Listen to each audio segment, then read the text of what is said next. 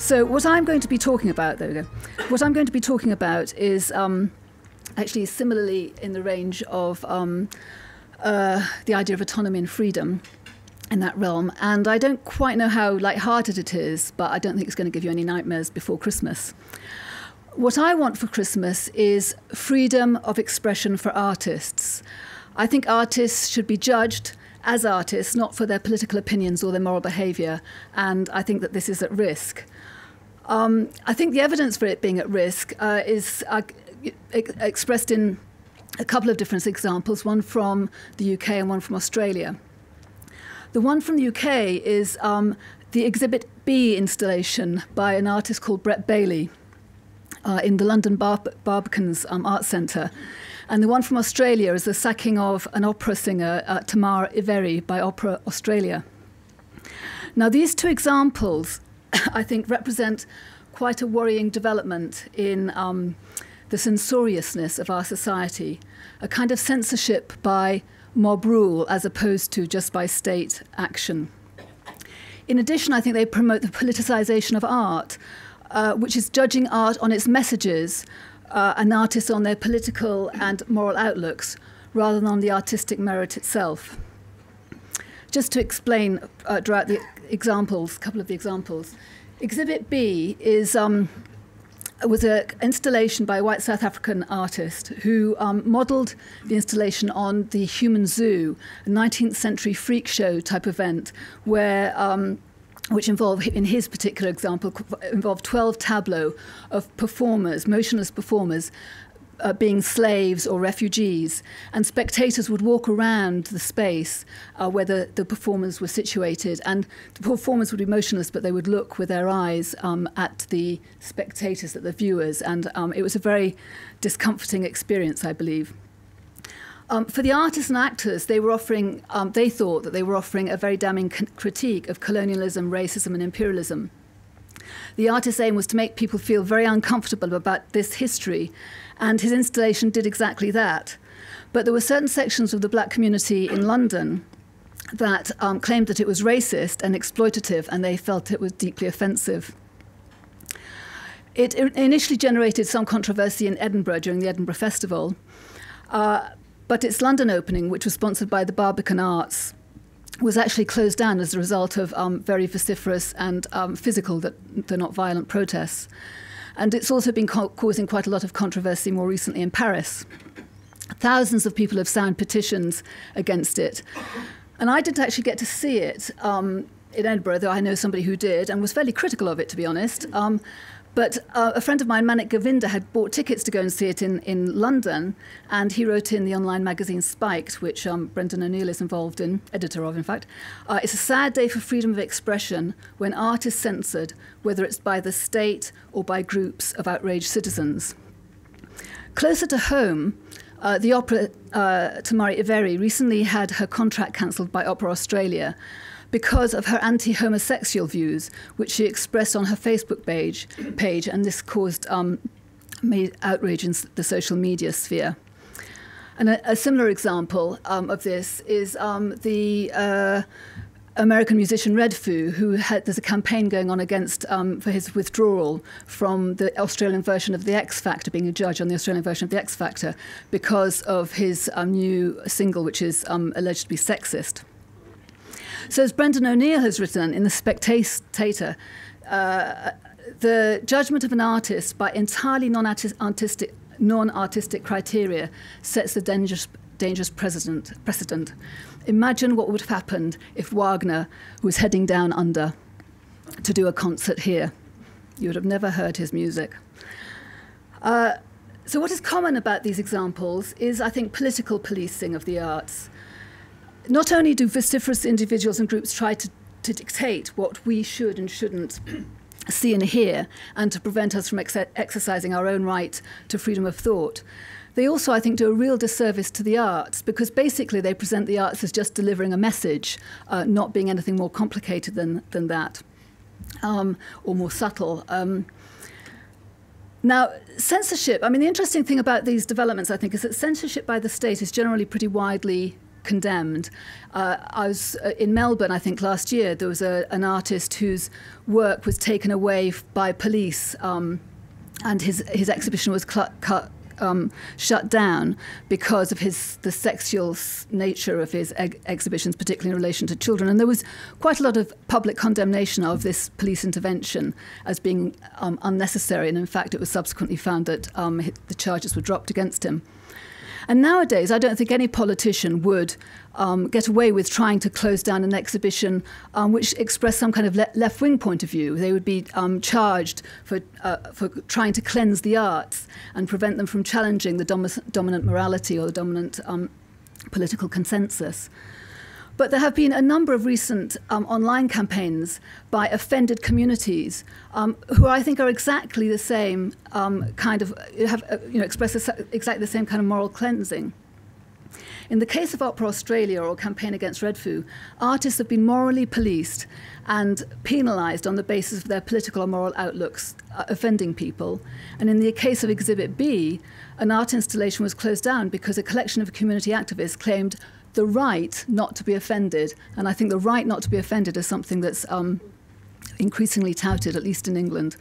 So what we now have is a growing number of censors in liberal clothing. On the one hand, we have the assertion that modern scientists like Australia, the assertion that modern societies like Australia and Britain cannot tolerate intolerance. On the other hand, an artist's well-meaning work is seen as intolerable by a vociferous group of activists who want the right not to be offended. In both cases, we see expressions of an increasingly intolerant climate where you will be tolerated only so long as you say what's acceptable, as decided by who? You know, a vociferous, social media savvy, progressive, liberal and caring individuals and lobby groups who claim they know what is good for the rest of us. Now, I might be speaking to the converted here, but what I briefly want to do before I end is just to explain why I think the freedom of artists is an essential aspect of free speech. It's why we should really resist this kind of mob rule, and even why this mob rule actually is something that we should be concerned about. You know, even though the mobs are consist of really nice, liberal-thinking people who don't want to, are very open-minded, don't want to give anyone offence or anything like that. And I think the first reason for that is that intolerance is essentially an apolitical and amoral.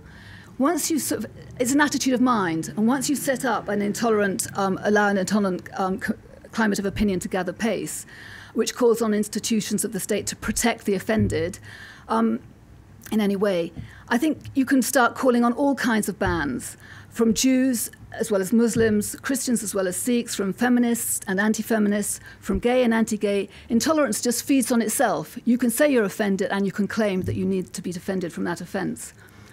Almost anything can be called hate speech and offensive once you allow those terms to become the basis of action. And just a little plug for Spiked. You might want to check out their Free Speech Now campaign, because on the website it's quite interesting. They have they're just adding more and more examples of these kind of constraints that are going on internationally. Quite numerous and diverse they are. I think the second reason why we need to oppose this is an intolerant. We live. An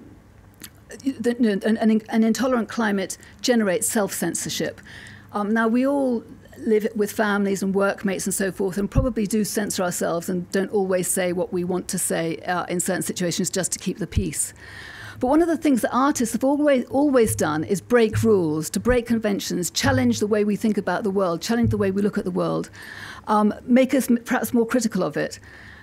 Not all artists will do this, but the great ones, the ones we remember, have often done this. And I don't know if you've seen the film by Mr. Turner by Mike Leigh recently.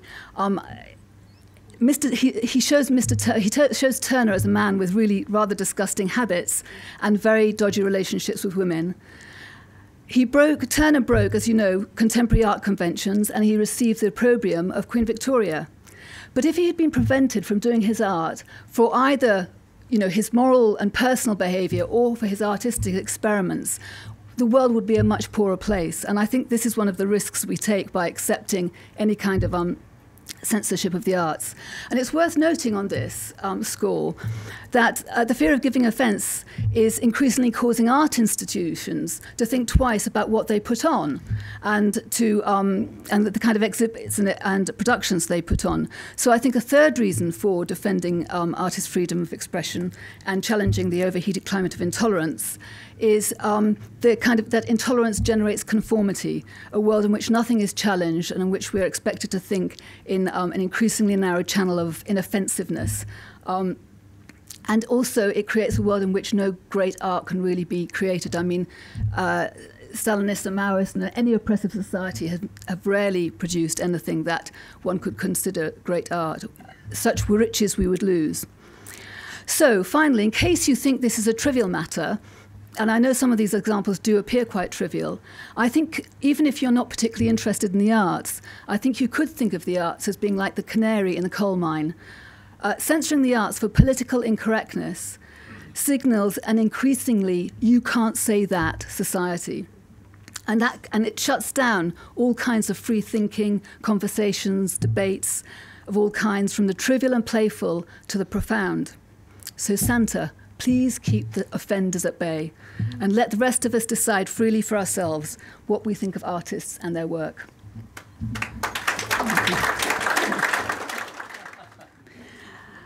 No matter how many years I've been in Australia, I still can't get used to Southern Hemisphere Christmas.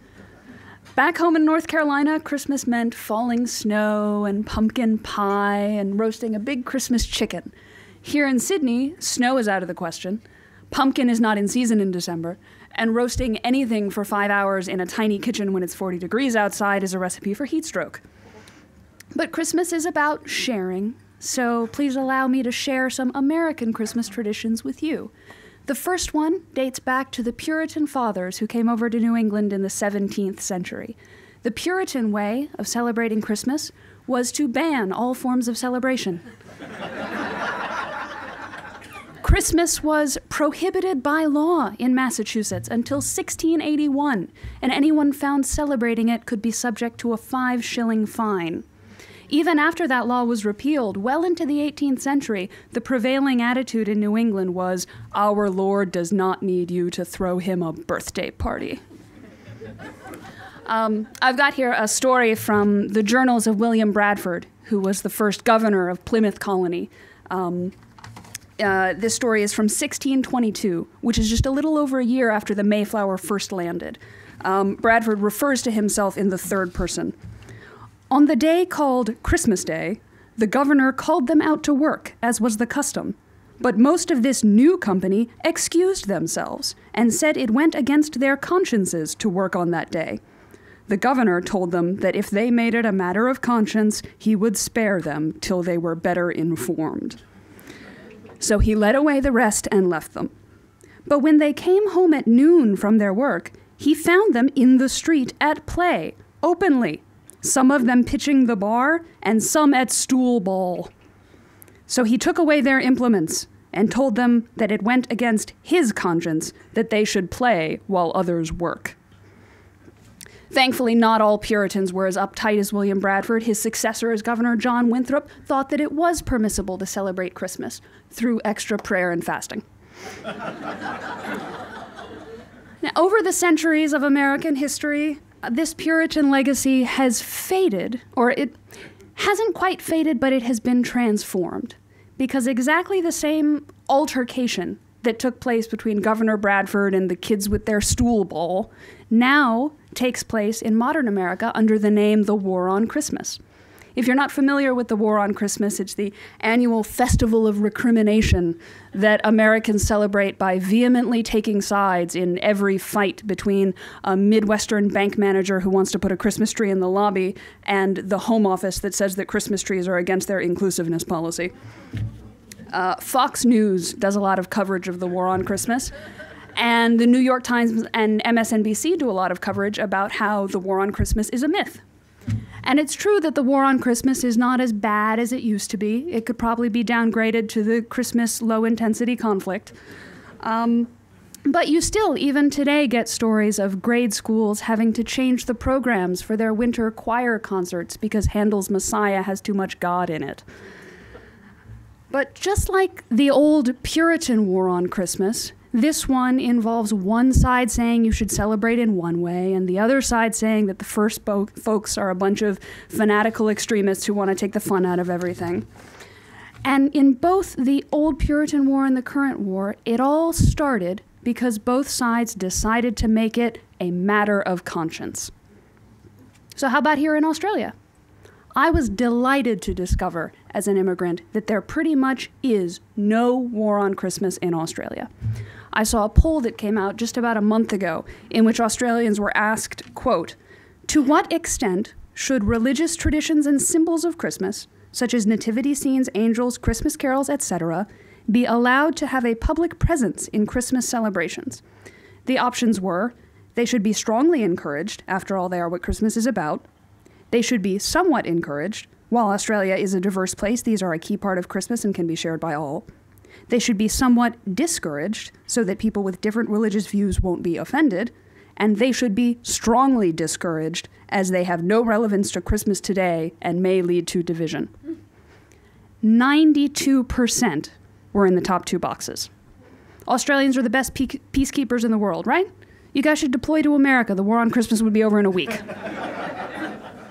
Christmas is a stressful time. Schedules are packed. You have to agonize over what gifts to give people. You have to hang out with your in-laws while they judge your cooking. The last thing people need is another thing to get upset about. In a civilized country, or maybe I should say in an enlightened country, in the sense of the Enlightenment, it shouldn't matter whether your neighbor celebrates Christmas with extravagant decorations, or by singing hymns, or by going to the beach, or by playing stool ball. I can tell you, actually. It's a form of cricket invented in the 15th century, and they call it stool ball because they used milkmaids' stools as wickets. So if you guys want to play stool ball later, but all I want for Christmas, what do I want to find under the Christmas tree? All I want for Christmas is an armistice in the war on Christmas. And if anybody can show America how to do that, it's Australia.